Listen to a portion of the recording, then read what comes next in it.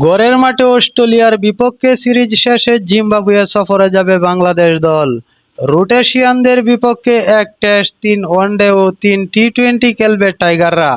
11 June একমাত্র টেস্টের জন্য স্কোয়াড ঘোষণা করেছে বাংলাদেশ ক্রিকেট বোর্ড বিসিবি। সবশেষ পাকিস্তানের বিপক্ষে দল থেকে বাদ পড়েছেন 4 ক্রিকেটার। দলে রয়েছে একাধিক চমকও।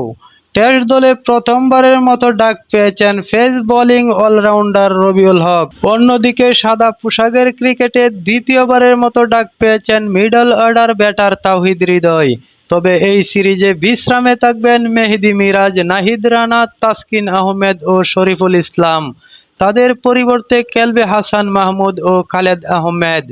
ওয়ার্কলোড ম্যানেজমেন্টের জন্য জিম্বাবুয়ে সিরিজে বিশ্রাম পেয়েছেন 2 পেসার নাহিদ রানা ও তাসকিন আহমেদ।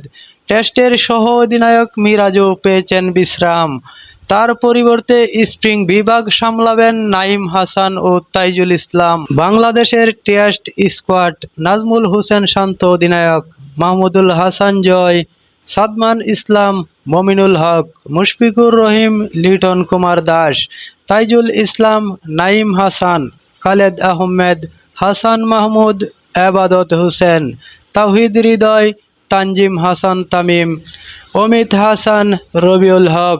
এই ছিল বাংলাদেশ টেস্ট দলের স্কোয়াড। ভিডিওটি ভালো লাগলে অবশ্যই চ্যানেলটি সাবস্ক্রাইব করে পাশে থাকবেন। ধন্যবাদ সবাইকে।